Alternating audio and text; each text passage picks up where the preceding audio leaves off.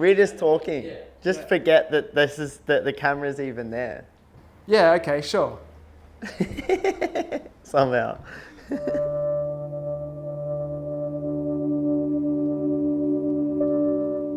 I guess they kind of started off as experimentations, didn't they? Yeah. Like pretty much we were playing around with mark making, playing around with compositional elements, and just feeling out how we work together.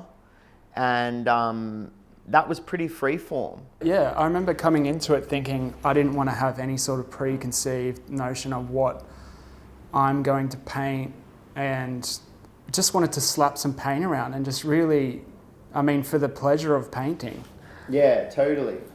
But then when I started looking at your compositions, and each time you approach a blank canvas, it's like that game of chess, right? Fully. And so what does it mean when you have two artists playing a game of chess with that canvas? They weren't so problematic for me, but they were more inspiring, because every time I would see you make a gesture or a mark or arrange a new composition, it would just flood my mind with new ideas as well. And I know we didn't have an idea of like producing a body of work for a show or anything, but now that we've made those 10 paintings, and some of the best work I feel I've made, and it happens to be with you, and I feel like we're only scratching the surface. Yeah, totally. No, there's a lot more to delve into. Compositionally, having that other mind involved in the process of painting, it kind of creates this sense of urgency in a way. Yeah. You know? So in that sense, I guess that they're really layered works. Like there's a lot of there's a deep memory within each of the works. There's a completed work.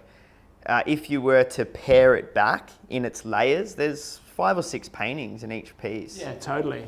And that's that thing I was talking about before, like the application of paint used as erasure, like to erase layers, or because you can't physically take that paint off. We're working in acrylic, so those layers just dry and build up, but you can still pull things out or take things away by applying more and more and more, and before you know it, some really beautiful abstract compositions would come into play.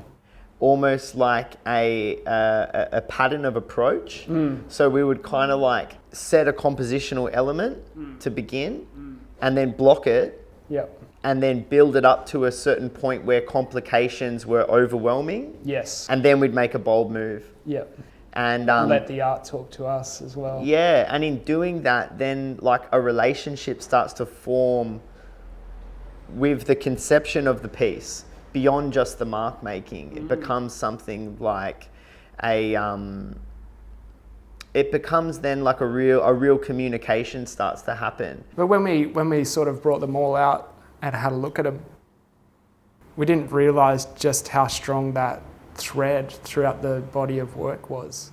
Yeah. Even though we were doing it one at a time on different days and different weeks, still seeing them together, there was this really coherent thread. Yeah, no, there's a natural kind of like understanding throughout the works, because they are more or less delvings into the subconscious in a lot of ways. Yeah. And we very much allowed for free-form conceptual openness to how we approach these works. So in that sense, it kind of gives the audience a little bit more to digest. That's one of the things I love so much about it. There's this grand reward at the end when you step back and you look at the work and you think, okay, there's no more moves to be made, and now we're left with this beautiful piece of art, and you can see all the energy being poured into it. And I think that always just reconfirms our love for painting.